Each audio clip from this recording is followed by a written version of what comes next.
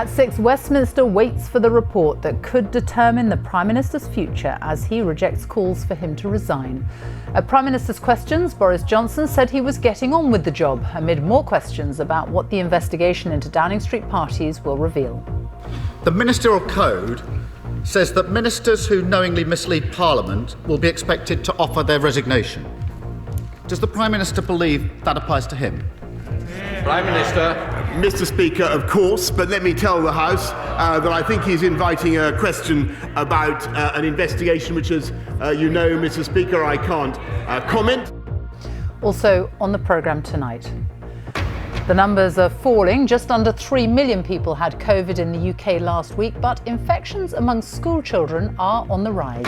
Russia carries out military exercises close to the Ukrainian border as the US says it fears President Putin could use force against Ukraine within weeks. And the story of the little girl who vanished for days in Australia more than half a century ago now finally answers about what happened to her. Coming up in Sports Day later in the hour on the BBC News channel, champions once again, Alfie Hewitt and Gordon Reid continue their winning run in the wheelchair doubles to set a Grand Slam record.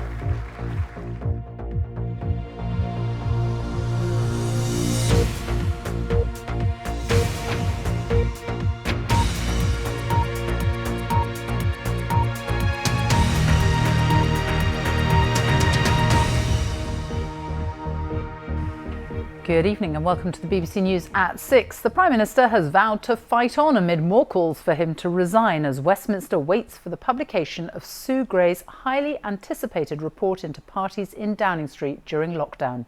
During Prime Minister's Questions today, the Labour leader, Sir Keir Starmer, urged Boris Johnson to publish the official report in full once it's been released. The Metropolitan Police is carrying out its own probe to establish if the gatherings broke coronavirus legislation. Number 10 has said Mr Johnson doesn't believe he has broken the law. Here's our political editor, Laura Kunsberg. Busy, doing nothing much. Waiting, wondering if the findings of a report into rule breaking in Downing Street will make life impossible for Boris Johnson. Other ministers trying to concentrate on serious matters of the day. Can you survive this, Prime Minister? Anxiety, anticipation about what the next few hours would bring. The Prime Minister eager not to show any nerves to his backbench troops. Cheered at lunchtime, but with questions pressing, can that mood prevail? How much damage are the Prime Minister and his Cabinet prepared to do to save his skin? Minister. Let me just remind the House of what's been going on in Downing Street.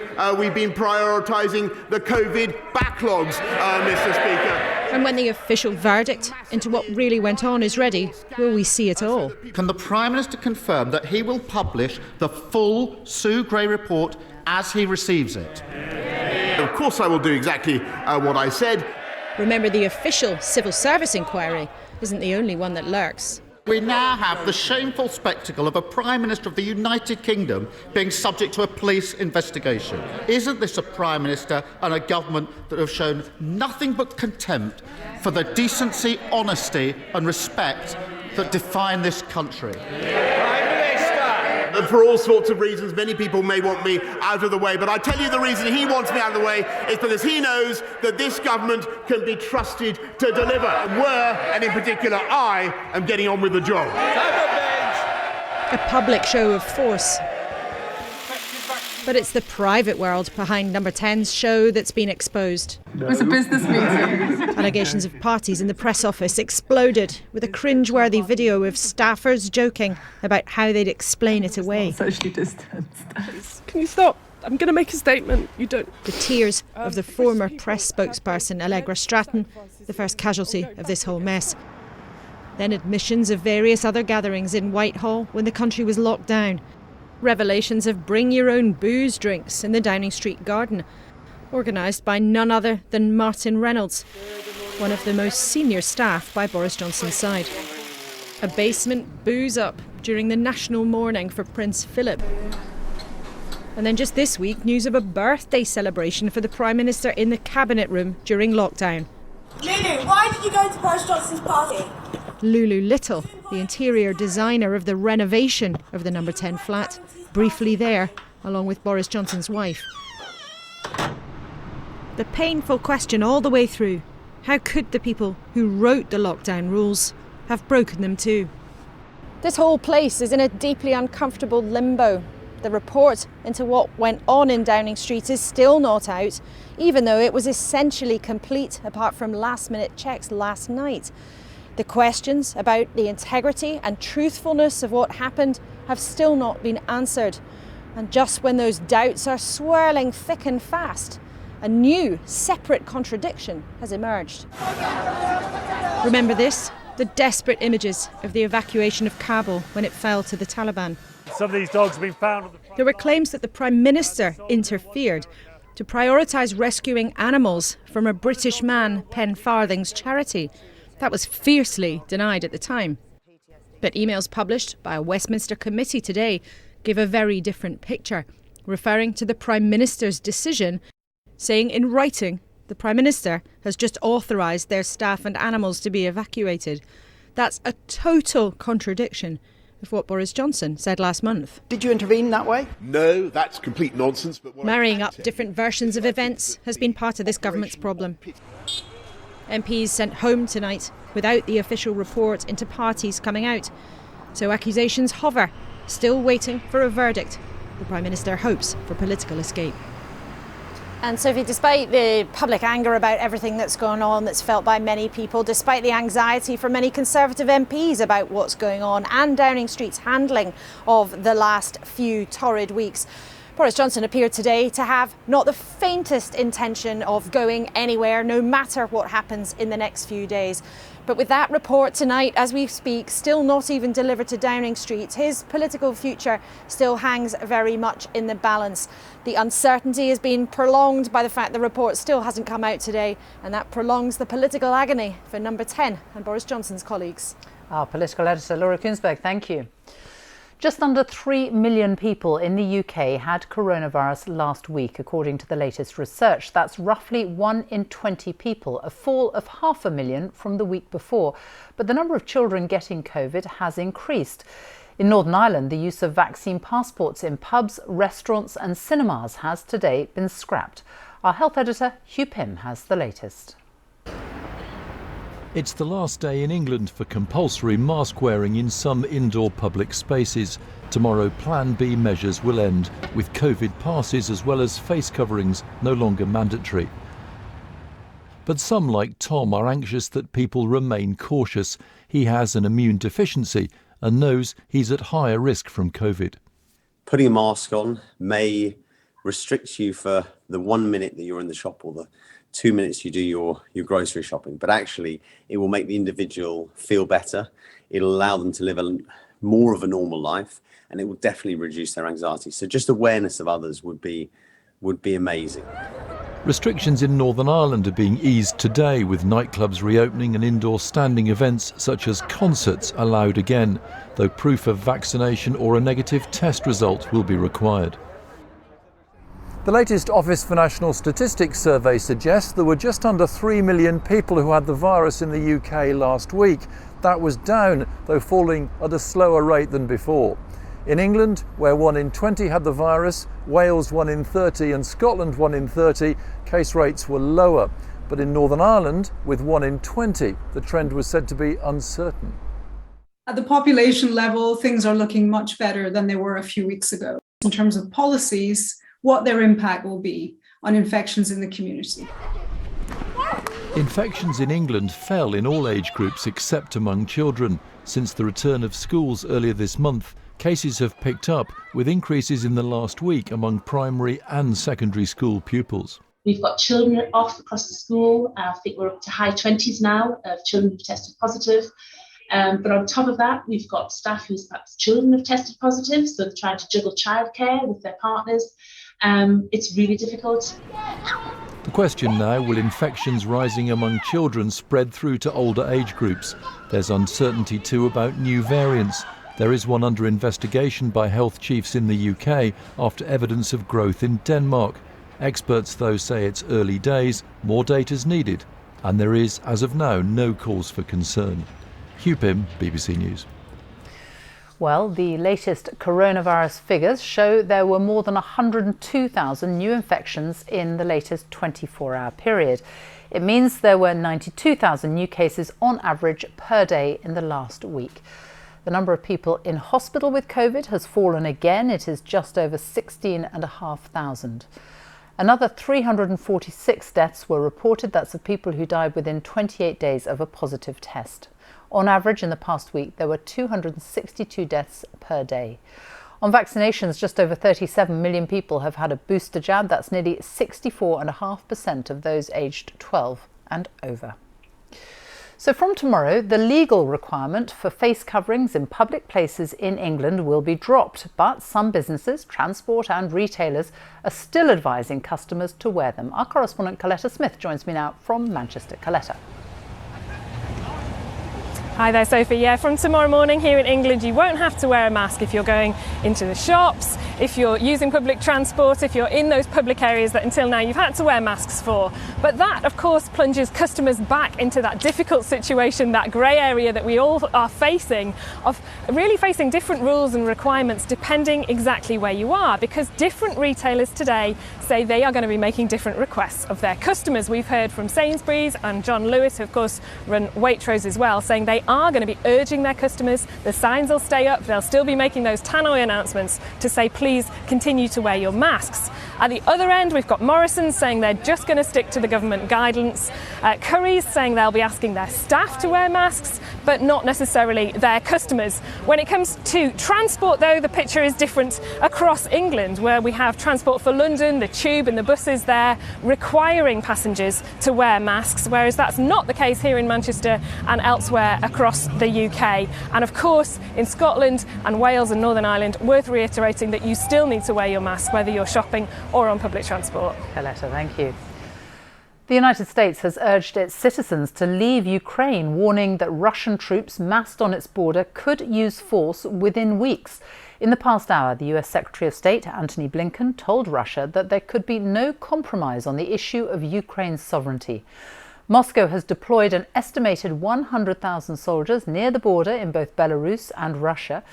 President Putin has accused Western nations of aggressive expansion into Russia's sphere of influence. He claims one of his key concerns is the expansion of NATO, the military alliance of European states with the US and Canada. Many countries in Eastern Europe became members after the fall of the Soviet Union. Our correspondent in Kiev, Sarah Rainsford, has been out in the city to see if people are preparing for all-out war. Matches, needle, etc., medicals and bandage, medicine. Yuri is getting ready for a war he hopes he never sees. He's packed an emergency bag to grab and go if Russian bombs or troops reach Kiev. A basic survival kit for the worst possible scenario. What does it actually feel like to be doing this? It's unbelievable. So I understand that I'm living now in 21st century. I'm amazed that I should do this, that I should pack this bag, but that this is what I have to do to keep my family safe. Yuri thinks a major escalation in Ukraine's 8-year-long war with Russia is unlikely. He just feels better being prepared for it. There's no sense of tension on the streets here. Ukraine calls Western talk of a major Russian incursion alarmist. But the government's not ignoring the build-up of troops on its border. A few weeks ago, the authorities here actually released a map with all the bomb shelters. And just look at it, there's thousands of them, 5,000 in fact, all over the city. Marking a map, though, is the easy bit. The door's locked. And this is one of the official bomb shelters, supposedly. So either nobody here is expecting war to break out any minute now, or they're just not very well prepared for it. The metro might be a safer bet deep below ground. If the air raid siren sounds, people will have 20 minutes to get down here. There's so much talk now outside Ukraine about the possibility of the conflict escalating, of an imminent Russian invasion. And it's quite weird being here inside Kiev itself and realising that people are just going about their ordinary lives. There's no sense of panic here at all. Do you think it's possible that the conflict could actually reach Kiev? I don't know. I didn't have any information about it. So I'm just living my best life right now and hoping that everything will be okay. Did you make any kind of preparations or any emergency? No. So as Western governments wrestle with Moscow's ultimatums and demands, Ukrainians, for now, are getting on with a life they've long lived in the shadow of Russian threats and aggression. Sarah Rainsford, BBC News, Kiev. Well, our correspondent Barbara Plett-Usher joins us now from Washington, where the US Secretary of State has been giving Washington's latest response to Russia's demands over Ukraine. What has he been saying? He's saying that the Americans have delivered a paper to the Russian Foreign Ministry, and this is the written response for which Russia was waiting. Now, it doesn't contain any surprises, but it does mean that the diplomatic channels are going to remain open for now. And the Americans have again rejected in writing Russia's main demands, which are to deny NATO membership to Ukraine and pull back NATO's presence from Eastern Europe. But they have also outlined areas where they see common ground, where they feel they could engage with Russia's security concerns on issues like arms control and military exercises. That falls way short of what Russia wants, and the Russian foreign minister has said the Kremlin will not let its proposals be drowned in endless discussions. But at the same time, he is set to meet the U.S. Secretary of State on the basis of this paper that has been delivered, so those discussions will continue. Barbara Plett-Usher, thank you. The time is just after 6:15, our top story this evening. Westminster waits for the report that could determine the Prime Minister's future amid more calls for him to resign. 1 million face masks sent to frontline NHS staff at the height of the pandemic, how a highly critical report has now described them as counterfeit. Coming up in Sports Day in the next 15 minutes on the BBC News channel, we'll have the latest from the Africa Cup of Nations in Cameroon. Will it be Egypt or Ivory Coast that reach the quarter-finals?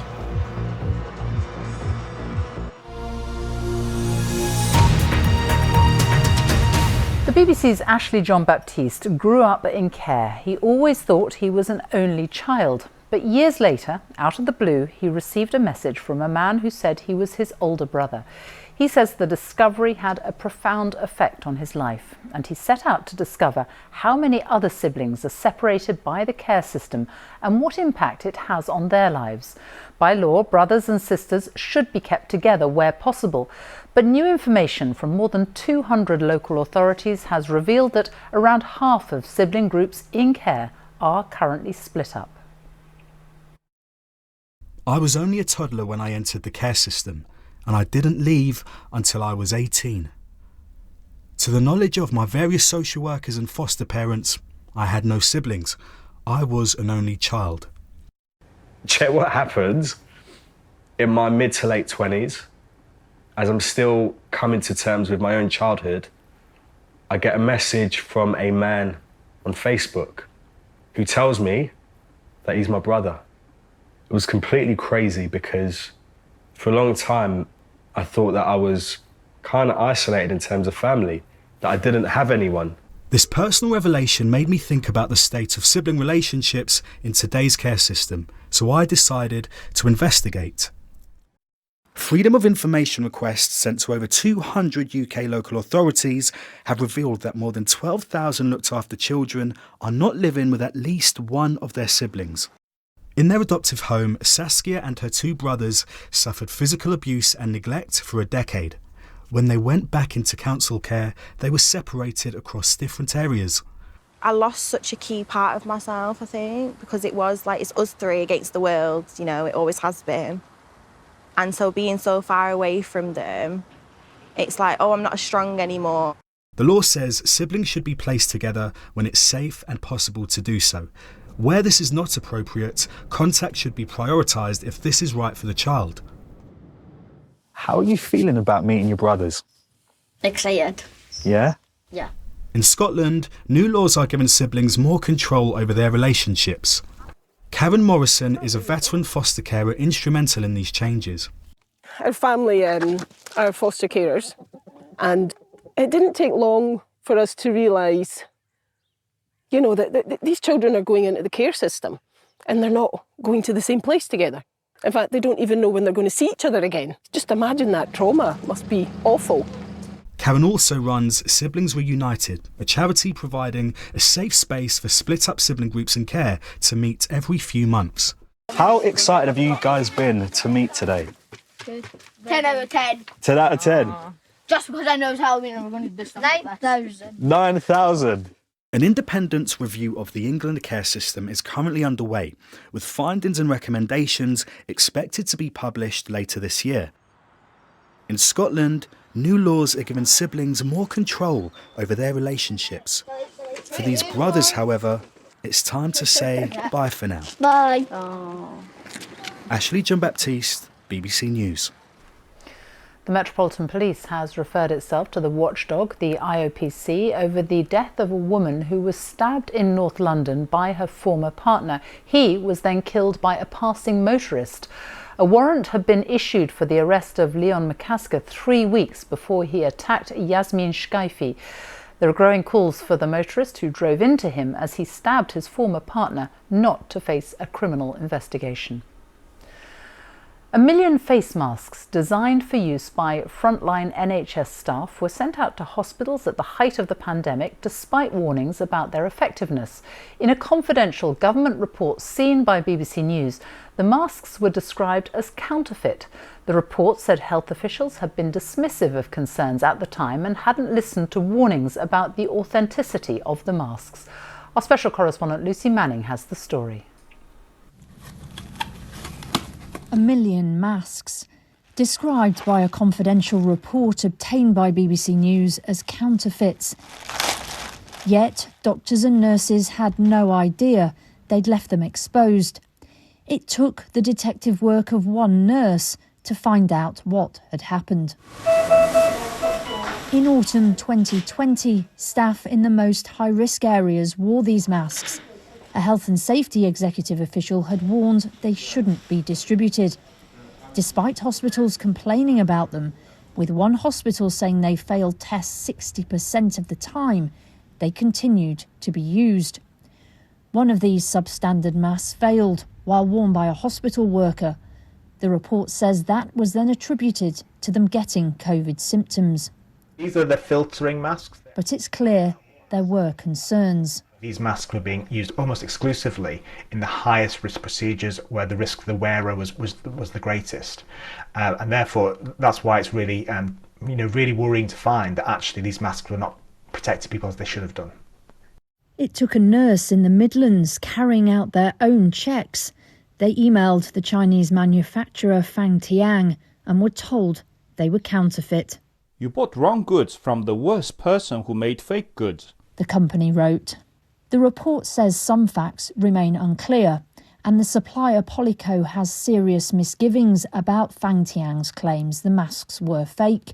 But when the Department of Health then contacted the manufacturer directly, they were told, the masks you got do not have a certificate. I'm sorry that you got the faked goods from bad guys. The report says health officials pressed to get the masks into hospitals, and the pressure to get hold of them could have contributed to the failure to notice any red flags. The findings are stark. The initial due diligence to check the authenticity of the masks fell far short of the standards required. The report says the masks did pass tests to a lower clinical standard, and Polyco believes it bought them from a reputable supplier with proper documentation. The Department of Health said the safety of frontline staff is our top priority, and it's wrong to suggest the department ignored complaints. They said processes had been strengthened. But it's a worrying tale of how those on the front line couldn't rely on the protection they were given. Lucy Manning, BBC News. Now to the story of an amazing reunion, more than 50 years after a toddler was found wandering alone miles from her home in Australia. Kathy Rethman's disappearance in 1968 sparked a huge search, one that fortunately had a happy ending.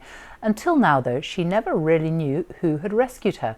But all these years later, our correspondent John Kay finally found the answer while he was researching the story of another missing child, as he now explains. June 1968, and Kathy Rethman was safe. The toddler had been missing for 3 days, But she was found alone in New South Wales, almost 20 miles from home. Hi, Jan. Now a grandma, this is the first time Kathy's ever spoken publicly about what happened. The person that took me didn't hurt me. The only thing Kathy could tell her parents was that there was a man. And the only clue, whoever took her from the family home cut her hair. Nobody was ever charged. I can only remember a dog and a room, being in a room. Someone coming in, opening this door and saying, go to sleep. I do remember that, and the dog under my bed. It was a big dog. I think it was an Alsatian. What's it like for you now, even now, not really knowing where you were and who you were with during those few days? It's mind-boggling. I came across Kathy's story while I was making the BBC podcast series Fairy Meadow about the disappearance of Cheryl Grimmer in Australia at around the same time. She was never found, and the two cases have never been formally linked. Of course, I feel like the luckiest lady in the world. Kathy was found wandering in a creek by some schoolboys who were skipping lessons, but she's never seen them since. What would you say to them? Thank you. I mean, thank you wouldn't be enough for saving your life, because what I've got now is my family, and I wouldn't be sitting here if it wasn't for them. I want to introduce you to somebody. Who's that? Hello. Mark. Hello. Oh my God. How are you? Good. Long time no see. This is Mark. So Mark Byrne was one of those three boys who found you. We were wagging school. Like we weren't good boys at school, but we had a good outcome that day. Thank you so much for wagging school. I can't believe it. This is a dream. I've just wanted to thank you, and oh my God, I just thank you's not enough. I love you, and you're always going to be my hero. You're always going to be my hero. 5 decades on, at least one mystery has been solved. John Kay, BBC News. What a wonderful reunion. And you can listen to the latest episodes of John's fascinating podcast series Fairy Meadow on BBC Sounds or wherever you get your podcasts. Now, Darren Better's here to bring us some sunshine. Yeah, some sunshine. More sunshine to come tomorrow, actually, Sophie. And it was so nice to get some sunshine today across more of England and Wales after all this dull, gloomy weather.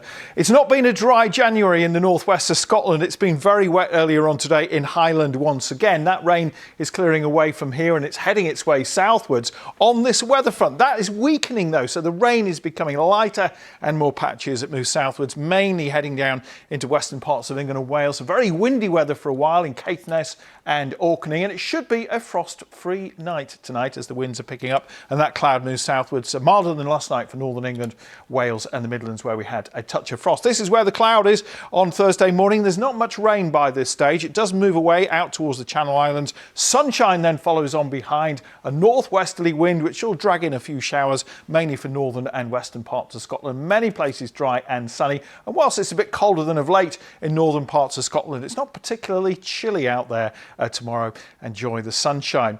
That weather front is out of the way. High pressure builds in behind that, so it will turn a bit chilly overnight. And then we've got this weather system rattling in from the Atlantic. That will bring some rain in the north. It will also introduce some milder southwesterly winds as well. We start chilly though on Friday. Some sunshine around. We will tend to cloud over more from the west. A little light rain or drizzle here and there. Hanging on to sunshine for longest for East Anglia and the southeast of England. Temperatures 8 or 9 degrees here. It'll be milder further north in that cloud, and in Scotland 11 degrees. That's where we've got most of the rain in northern parts of the country. Quick look at the weekend, and it's still quite windy actually on Saturday. Very mild once again. Most places will be dry. Cooler on Sunday, mind you, but it will turn wet and windy in the north later on. Sophie. Darren, thank you.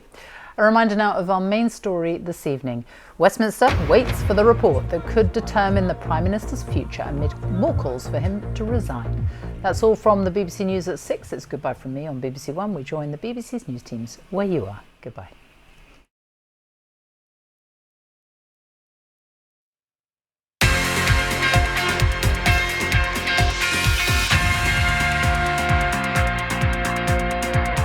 Hello there, I'm Ollie Foster. Here's what's coming up for you on Sports Day.